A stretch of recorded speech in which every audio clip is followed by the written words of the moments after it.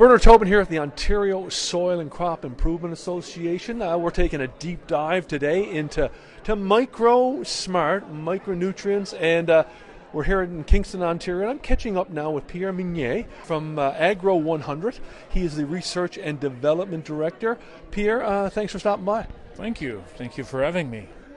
Pierre, I want to talk about micronutrients and biostimulants and how they connect. We've been talking about micronutrients today, but now we want to take it to that next level. And for you, it really starts with stress and managing stress and understanding stress. That is correct. Plants need micronutrients for many, many different functions. One of the functions is stress relief, or removing the stress agents in the plant. So yes, they are connected. Micronutrients are essential for control of abiotic stress. There's a lot of tools that farmers have at their disposal for biotic stresses like diseases or insects or weeds. There's plenty of tools for that. But for abiotic stress, which can be water related, can be chemical related, can be climate related, environmental stresses, all of these, there's not really anything that the farmer has to control these stresses, so the biostimulant becomes the tool that they have at their disposal to try to reduce the impact of these stresses on the crops. So let's talk a little bit more about biostimulants, then we'll get back to micronutrients. Yes. Give us a snapshot of biostimulants. I know that there's so many products available out there, different categories. Can you give us a snapshot of that and how they work? Yeah.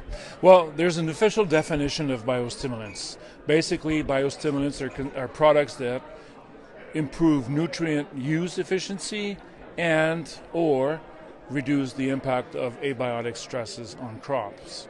So that's the official definition that's been recognized by CFIA and European Union. So there's different categories of technologies that can be used to develop a biostimulant. Amino acids, peptides, humic acid, fulvic acids, mycorrhiza, biologicals, living bacteria, micronutrients, metabolic signals. These are all technologies that will either help with nutrient use efficiency or help reduce the impact of abiotic stresses. So sometimes you'll see products that contain 1, 2, or 3 different technologies because there's an overlap of function and efficacy that you want to look for. Now let's bring the biostimulants and micronutrients together and Yes. talk a little bit more about, why do so many biostimulants contain micronutrients? You had a great slide up there earlier talking about, how it impacts specific micros, zinc, for example. Yes. Well, the defense mechanisms that the plants have to control abiotic stresses, they're all tied in very, very tightly with enzymes, proteins. So for these enzymes to work and digest the reactive oxygen species, which are basically the molecules that will cause the damage, so these enzymes are there to digest these reactive oxygen species. Now, for these enzymes to work, they need cofactors. They need cofactors which are either metals like zinc, copper, manganese, iron, or vitamin C. These are all cofactors that the enzymes require to function. So the link is simple. If you don't have any metals like zinc, copper, manganese, iron, the enzymes won't work. The enzymes will not destroy or digest the reactive oxygen species that are created when the plant is stressed. And you made a point of talking about specific micros, and like manganese, essential for photosynthesis, iron, critical for chlorophyll, copper and zinc. There's a relationship there in all of these. Yes, well, they're all essential for the functions, the main functions like photosynthesis or respiration or mitochondrial work. They're all there. They're all essential for that.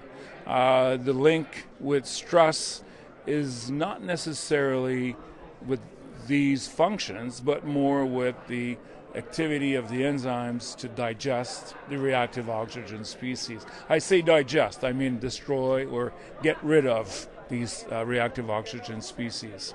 So zinc, for example, is essential for 60 different enzymes that we know of. Manganese is essential for one very, very potent enzyme, which is called superoxide dismutase, which is essential to destroy the superoxide ion that is very, very bad on the membranes of the plants. So iron, the same thing on catalase, and all these enzymes have a function to control, have a role in the control of these oxidizing molecules. Pierre, let's take it down to the ground now. Let's talk about Crop Booster, one of your products that it's designed to reduce yield loss. How does that product make the connection between a biostimulant and micronutrients? Okay, well, Crop Booster OP, say Crop Booster Oligo Prime, is a biostimulant containing fertilizer solution. The fertilizer solution, which is the 1536 plus the micros, is the carrier. That is essential. It contains very, very small amounts at the application rates that we recommend. We recommend 0.8 liters per acre.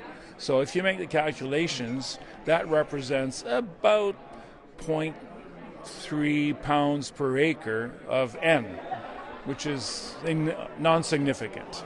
But it does have an impact on the physiology of the plant through photosynthesis. So, Crop Booster contains micronutrients because we want to increase the concentration of the micronutrients in the foliar material so that the enzymes will work. Okay? The biostimulant portion, what it does is the molecules or the technologies that we have 4 technologies in the product, and they overlap and they ensure better performance or better stability of the performance, and they have an impact on photosynthesis. We reduce the loss of photosynthesis by 50%. I know it's complicated, but it's basically a herbicide will cause a reduction of the photosynthetic rate for a small period of time by about 50%. And what we do with OP is we basically reduce that reduction.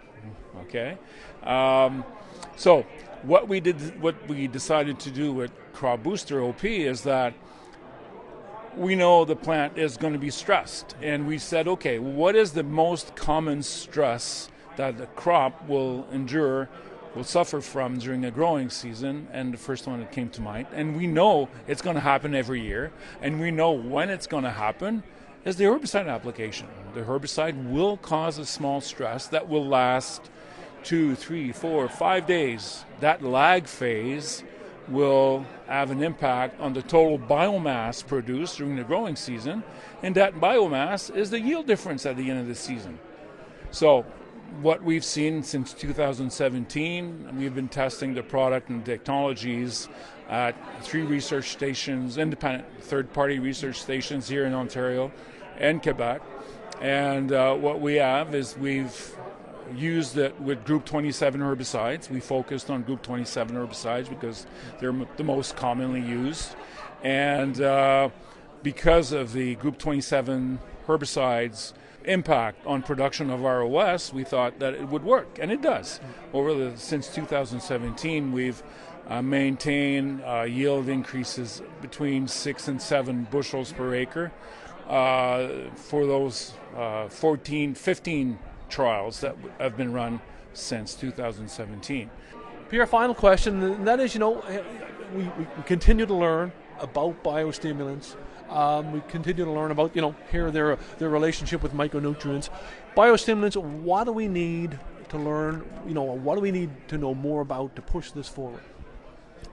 How to use them. Okay, that's the key thing. There's certain biostimulants will work better when soil applied. First example that comes to mind is humic acid. Humic acid is a very good biostimulant, but will have a better impact, a greater impact, if soil applied. If you apply humic acid on foliar material, the molecule is so large, relatively large, that it won't go through the cuticle as easily as a smaller molecule. So humic acid, better applied on soil.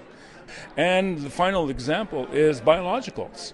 Biologicals are living organisms like bacteria, mycorrhiza. These are great biostimulants when applied correctly.